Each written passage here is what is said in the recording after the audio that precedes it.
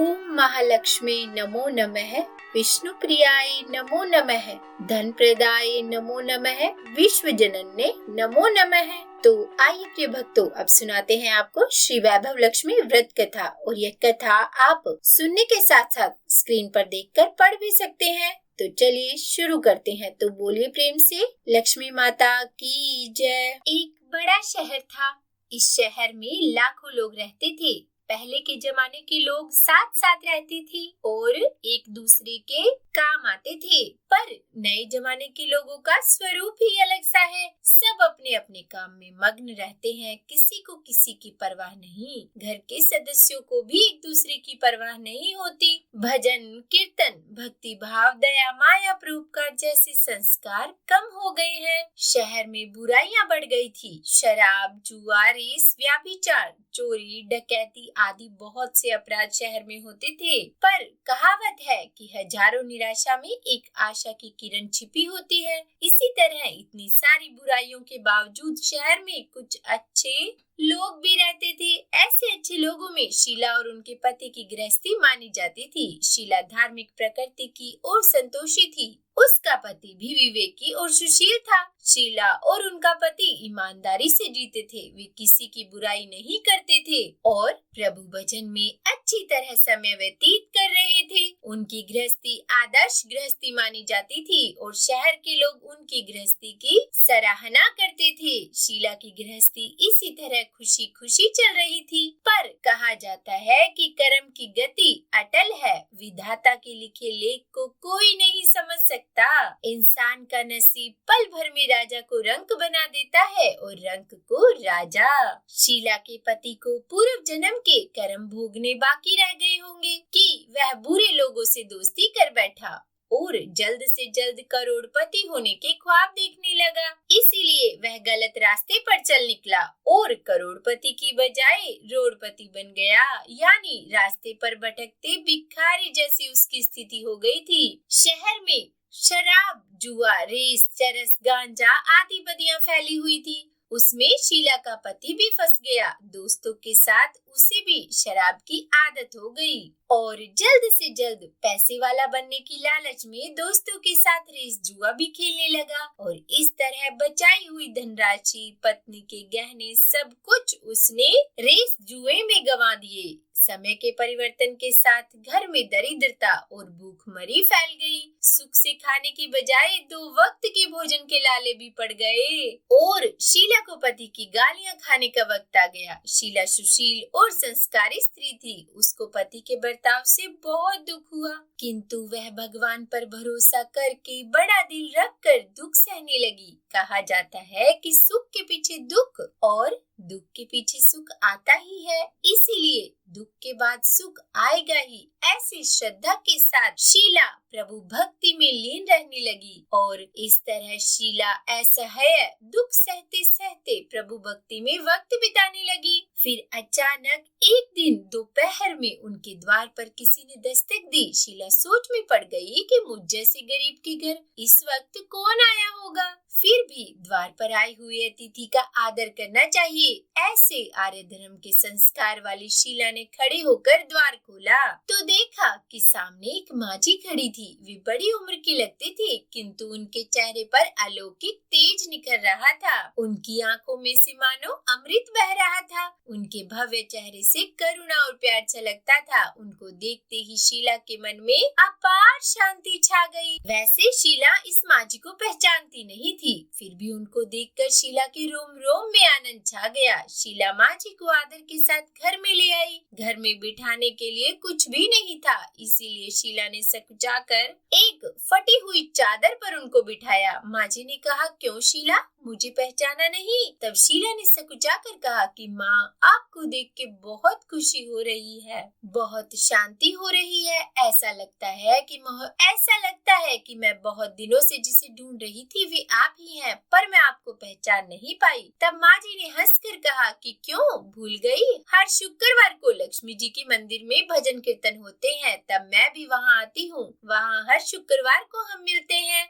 पति जब से गलत रास्ते पर चला गया था तब से शीला बहुत दुखी हो गई थी और दुख के मारे वह लक्ष्मी जी के मंदिर में भी नहीं जाती थी। बाहर के लोगों के साथ उसे नजर मिलाते हुए शर्म लगती थी। उसने दिमाग पर जोर डाला, लेकिन वे माँ जी उसे याद नहीं आ रही थी। तभी माँ जी ने कहा कि तू लक्ष्मी जी के मंदिर में कितने मधुर भजन गाती थी, अभी तो दिखाई नहीं देती थी, इसीलिए मुझे हुआ कि कहीं तो बीमार तो नहीं हो गई है ना, और ऐसा सोचकर मैं तुझसे मिलने चली आई हूँ। तब माँ जी के अति प्रेम भरे शब्दों से शीला का हृदय पिघल गया। उसकी आंखों में से आंसू आ गए और माँ जी के सामने वह बिलख बिलख कर रोने लगी। यह देखकर माँ जी शीला के नजदीक आई और उसकी सिसकती पीठ पर प्यार भरा हाथ फेर कर उसे सांत्वना देने लगी। माँ जी ने कहा, बेटी, सुख और दुख तो धूप और छांव जैसे होते हैं। सुख के पीछे दुख आता है तो दुख के पीछे सुख भी आता है। धैर्य रखो बेटी, और तुझे क्या परेशानी है, अपने दुख की बात मुझे सुना, तेरा मन भी हल्का हो जाएगा और तेरे दुख का कोई उपाय भी मिल जाएगा।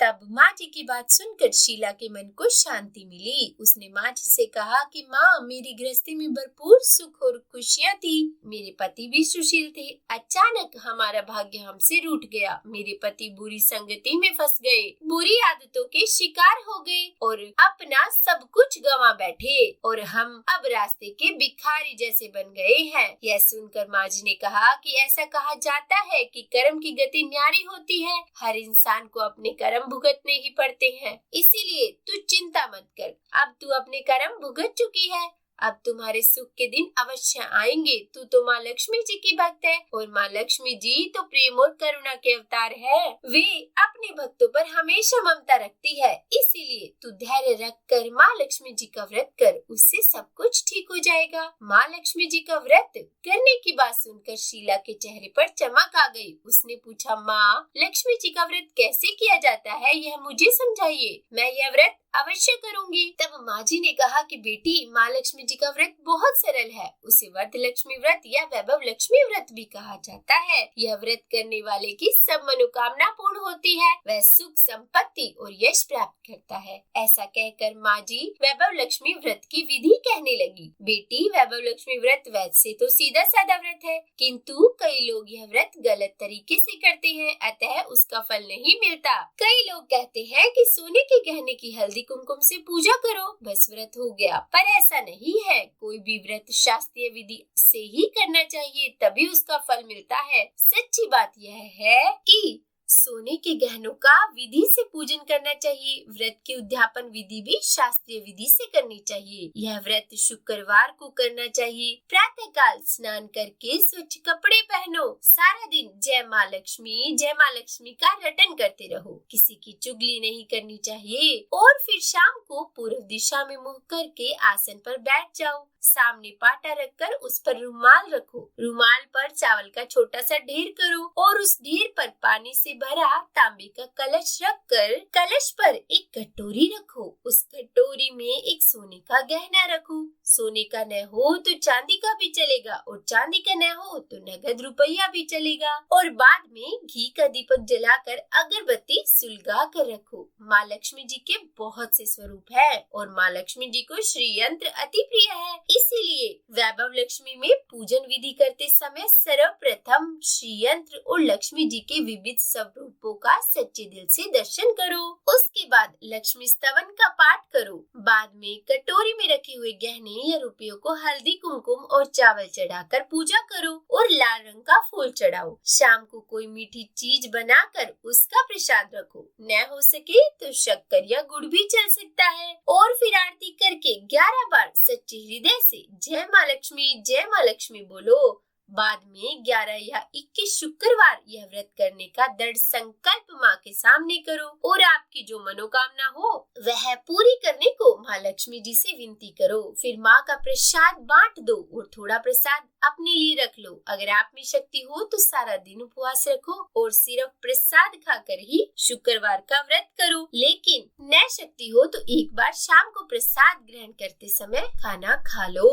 और अगर थोड़ी शक्ति भी न हो तो 2 बार भोजन कर सकते हैं। बाद में कटोरी में रखा गहना या रुपया ले लो। कलश का पानी तुलसी की क्यारी में डाल दो और चावल पक्षियों को डाल दो। इस तरह शास्त्रीय विधि से व्रत करने से इसका फल अवश्य मिलता है। इस व्रत के प्रभाव से सब प्रकार की विपत्ति दूर होकर आदमी मालामाल हो जाता है। संतान न हो तो संतान की प्राप्ति होती है और सौभाग्यवती स्त्री का सौभाग्य अखंड रहता है। कुंवारी लड़की को मन भावन पति मिलता है। शीला यह सुनकर आनंदित हो गई और फिर पूछा कि हे माँ, आपने वैभव लक्ष्मी व्रत की जो शास्त्रीय विधि मुझे बताई है वैसे मैं अवश्य करूंगी, किंतु इसकी उद्यापन विधि किस तरह करनी चाहिए यह भी कृपया करके मुझे सुनाइए। तब माँ जी ने कहा कि 11 या 21 जो मन्नत मानी हो उतने शुक्रवार यह वैभव लक्ष्मी व्रत पूरी श्रद्धा और भावना से करना चाहिए। व्रत के आखिरी शुक्रवार को खीर का नैवेद्य रखो। पूजन विधि हर शुक्रवार को करते हैं वैसे ही करनी चाहिए। पूजन विधि के बाद श्रीफल फोड़ो और कम से कम 7 कुंवारी या सौभाग्यशाली स्त्रियों को कुमकुम का तिलक करके वैभव लक्ष्मी व्रत की एक एक पुस्तक उपहार में देनी चाहिए और सबको खीर का प्रसाद देना चाहिए। और फिर धन लक्ष्मी स्वरूप वैभव लक्ष्मी स्वरूप माँ लक्ष्मी जी की छवि को प्रणाम करें और माँ लक्ष्मी जी का यह स्वरूप वैभव देने वाला है। प्रणाम करके मन ही मन भावुकता से माँ की प्रार्थना करते वक्त कहें कि हे माँ धन लक्ष्मी, हे माँ वैभव लक्ष्मी, मैंने सच्चे हृदय से आपका व्रत पूर्ण किया है, तो हे माँ हमारी मनोकामना पूर्ण कीजिए, हमारा सबका कल्याण कीजिए। जिसे संतान न हो उसे संतान देना, सौभाग्यशाली स्त्री का सौभाग्य अखंड रखना, कुंवारी लड़की को मन भावन पति देना। आपका यह चमत्कारी वैभव लक्ष्मी व्रत जो भी करे उसकी सब विपत्ति दूर करना, सबको सुखी करना। हे माँ आपकी महिमा अपरंपार है। तब माँ जी के पास से वैभव लक्ष्मी व्रत की शास्त्रीय विधि सुनकर शीला भाव विभोर हो उठी। उसे लगा मानो सुख का रास्ता मिल गया। उसने आंखें बंद करके मन ही मन उसी क्षण संकल्प लिया कि हे वैभव लक्ष्मी माँ, मैं भी माँ जी के कहे अनुसार श्रद्धा पूर्वक शास्त्रीय विधि से वैभव लक्ष्मी व्रत 21 शुक्रवार तक करूंगी और व्रत की शास्त्रीय रीति के अनुसार उद्यापन विधि करूंगी। शीला ने संकल्प करके आंखें खोली तो सामने कोई न था। वह विस्मित हो गई कि माँ जी कहाँ गई। ये माँ जी कोई दूसरा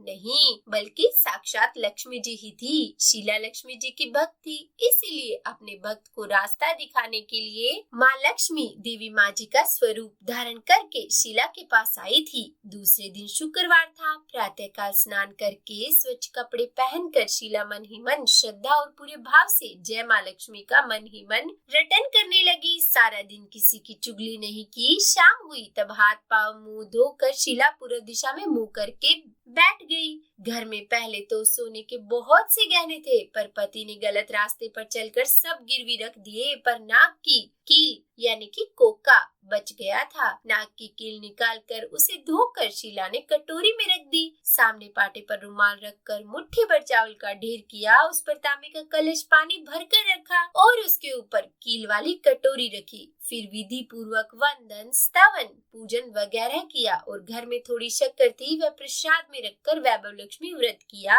यह प्रसाद पहले पति को खिलाया। प्रसाद खाते ही पति के स्वभाव में फर्क पड़ गया। उस दिन उसने शीला को मारा नहीं, सताया भी नहीं। इससे शीला को बहुत आनंद हुआ। उसके मन में वैभव लक्ष्मी व्रत के लिए श्रद्धा बढ़ गई और फिर शीला ने पूर्ण श्रद्धा भक्ति से 21 शुक्रवार तक व्रत किया। 21वें शुक्रवार को विधि पूर्वक उद्यापन करके 7 स्त्रियों को वैभव लक्ष्मी व्रत की 7 पुस्तकें उपहार में दी और फिर माता जी के धन लक्ष्मी स्वरूप की छवि को वंदन करके भाव से मन ही मन प्रार्थना करने लगी कि हे माँ धन लक्ष्मी, मैंने आपका वैभव लक्ष्मी व्रत करने की जो मन्नत मानी थी वह व्रत आज पूर्ण किया है। हे माँ, मेरी हर विपत्ति दूर करो, हमारा सबका कल्याण करो। जिसे संतान न हो उसे संतान देना, सौभाग्यवती स्त्री का सौभाग्य अखंड रखना, कुमारी लड़की को मन भावन पति देना और जो कोई भी आपका यह चमत्कारी वैभव लक्ष्मी व्रत करे उसकी सब विपत्ति दूर करना, सबको सुखी करना। हे माँ, आपकी महिमा अपरंपार है। और ऐसा बोलकर लक्ष्मी जी के धन लक्ष्मी स्वरूप की छवि को प्रणाम किया और इस तरह शास्त्रीय विधि से शीला ने श्रद्धा से व्रत किया और तुरंत ही उसे फल मिला। उसका पति सही रास्ते पर चलने लगा और अच्छा आदमी बन गया तथा कड़ी मेहनत से व्यवसाय करने लगा। धीरे धीरे समय परिवर्तित हुआ और उसने शीला के गिरवी रखे हुए गहने छुड़ा लिए। घर में धन की बाढ़ सी आ गई और घर में पहले जैसी सुख शांति छा गई। वैभव लक्ष्मी व्रत का प्रभाव देखकर मोहल्ले की दूसरी स्त्रियां भी शास्त्रीय विधि से वैभव लक्ष्मी का व्रत करने लगी। तो बोलिए लक्ष्मी माँ माता की जय। हे माँ धनलक्ष्मी, आप जैसे शीला पर प्रसन्न हुई, उसी तरह आपका व्रत करने वाले सब पर प्रसन्न होना, सबको सुख और शांति देना। जय माँ धनलक्ष्मी, जय माँ वैभव लक्ष्मी।